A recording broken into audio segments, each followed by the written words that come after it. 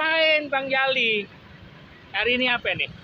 Jadi gini, kami sebagai anak bangsa, khususnya umat muslim, yang baru saja melaporkan Jokowi dan melaksanakan persidangan perdana di Pengadilan Negeri Jakarta Pusat tentang gugatan nomor 266 atas nama Muhyiddin Jali alias Bang Jali Pitung. Nah, saya bersama Bu Andi dari Bandung, ini juga dari Dewan Dakwah di Bandung, ingin mengajak juga teman-teman dari Bandung, katanya ingin menyaksikan persidangan Habibana Muhammad Rizik Syihab. Itu maksudnya tujuan kami ke sini. Semoga bisa masuk ya. Semoga kita bisa diperkenankan masuk, karena memang tidak ada dasar hukum yang melarang seseorang atau warga negara menghadiri persidangan yang bersifat terbuka untuk umum. Gugatan Bang Jali sekarang lagi proses apa ini? Kita masih proses klarifikasi berkas. Jadi tadi juga sudah datang dari utusan yang mewakili tergugat, dalam hal ini Presiden Joko Widodo, yaitu ada dari Sekretaris Negara dan pengacara dari Jaksa Agung. Emang yang dituntut apa nih Jokowi? Jadi sebenarnya yang dituntut ini adalah tuntutan rakyat. Yang pertama adalah tentang ideologi. Ideologi ini penting ya, tentang ideologi Pancasila, di mana kita melihat seakan-akan terkesan saya menduga ada pembiaran tentang bergesernya tren Pancasila ke arah komunisme yang sedang berkembang. Indikasinya adalah misalnya penghapusan agama di dalam KTP, kemudian pendidikan sejarah dan sebagainya, itu indikasinya.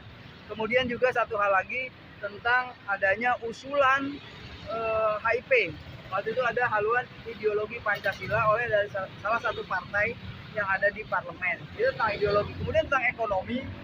Nah, ini ekonomi kita, kalau tidak salah informasinya, menurut Menteri Keuangan Sri Mulyani, ini neraca keuangan kita ini kan sangat jeblok. Kemudian hutang bertambah, kemudian hutang lagi untuk menutupi bunga hutang yang lama. Itu tentang ekonomi. Kemudian untuk hukum ini terkesan adanya diskriminasi hukum. Kalau saya boleh ekstrim menyebutnya, ini adalah sebuah proses hukum yang dipaksakan. Kalau pakai istilah Bang Jali Pitung itu pemerkosaan hukum atas nama hukum. Jadi terkesan ini hukum sangat dipaksakan dan tidak equal. Sementara hukum menjunjung tinggi nilai ekualitas, equality before the law, kesetaraan hukum. Contoh misalnya, kasus yang terjadi di sini tentang kerumunan di Petamburan, Megamendung dan sebagainya. Tapi banyak para petinggi bangsa, sebut sajalah Jokowi, main di NTT pada saat itu juga menciptakan sebuah kerumunan. Nah, kemudian yang saya sedihkan adalah para pakar hukum, baik hukum perdata, pidana, hukum tata negara, ini nyaris tidak berfungsi dalam kacamata saya. Kenapa begitu? Artinya hukum yang diajarkan oleh adik-adik kita mahasiswa sampai para guru besar sendiri dalam konteks ahli hukum saat ini, sebut saja yang disampaikan oleh Profesor Suteki, Profesor Muzakir, yang pernah menyampaikan bahwa kasus kerumunan ini tidak bisa dilanjutkan. Tapi apa yang terjadi pada saat ini dipaksakan, itulah makanya saya menyebutnya dengan istilah saya, mohon maaf kalau salah tolong dikoreksi, pemerkosaan hukum atas nama hukum. Terakhir, Bang Jali kemarin waktu di Taman Makam Pahlawan ini menunjuk bahwasannya Pancasila ini dan Undang-Undang 45 ini sudah tidak dilaksanakan secara murni dan konsekuen. Maksudnya apa nih? Jadi begini, kami dalam rangka mendukung gugatan kami agar tidak ada anggapan-anggapan, tuduhan-tuduhan bahwa Jali Pitung itu kok bermusuhan terus sama Jokowi. Itu untuk menepis itu, maka kita berziarahlah kepada Makam Pahlawan Nasional, terutama yang terkait dengan penerapan Pancasila secara murni dan konsekuen. Sampai aja tuh. Seperti misalnya Abdul Haris Nasution, korban kecelakaan 30 SPKI. Yeah. Kemudian Pak Ali Sadikin. Ali Sadikin petisi 50, pencetus petisi 50. Nah, apa yang dilakukan Ali Sadikin? Ali Sadikin adalah simbol perlawanan rakyat pada saat itu di era kepemimpinan Soeharto yang terkesan otoriter. Nah, beliau meminta kepada pemerintahan Soeharto saat itu agar menerapkan Pancasila dan Undang-Undang Dasar 1945 secara murni dan konsekuen.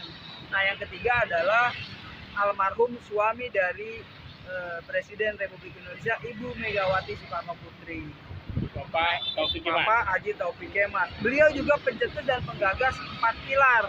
Apa itu 4 pilar? Yang pertama adalah Pancasila, yang kedua adalah Undang-Undang Dasar 1945, yang ketiga adalah Bhinneka Tunggal Ika, dan yang keempat Negara Kesatuan Republik Indonesia. Artinya, saya ingin mengajak masyarakat Indonesia untuk merenungkan kembali tentang cita-cita luhur kemerdekaan Indonesia. Para pejuang ya, Para pahlawan pejuang. ya. Nah ini loh kita, para Jadi pejuang, ruhnya di situ ya. ruhnya di situ. Jadi bagaimana kita mengembalikan sekaligus menyelamatkan bangsa Indonesia sesuai dengan cita-cita proklamasi. Yang dirasakan saat ini adalah, ini kan mohon maaf ada kecemburuan antara pribumi dengan tenaga kerja asing.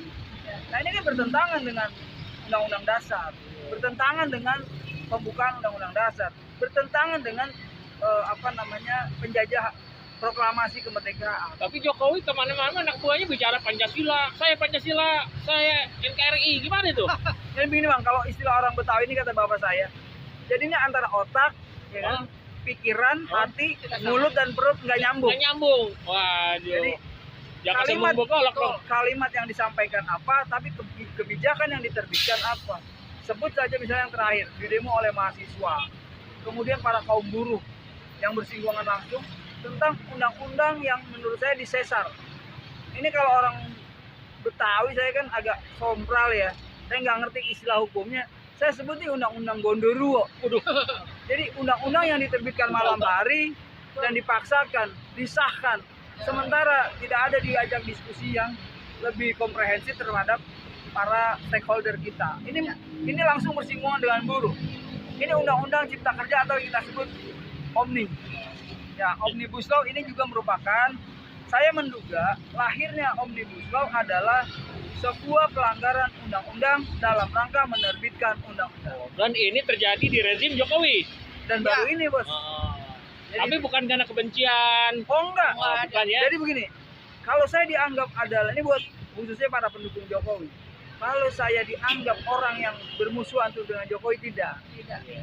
Pada saat pra kampanye, saya menggugat KPU, menuntut KPU untuk bertindak adil. Karena Ke Bawaslu tuh ya. Bukan, sebelum tanggal 3 September 2018 kita ke KPU. Kita meminta itu revisi Undang-Undang Nomor 7 Tahun 2017. Karena menurut saya itu undang-undang banci. Kenapa banci? Jadi seluruh kontestan mestinya sama. Tapi di situ presiden dan calon presiden tidak diwajibkan, artinya tidak wajib berhenti, mengundurkan diri.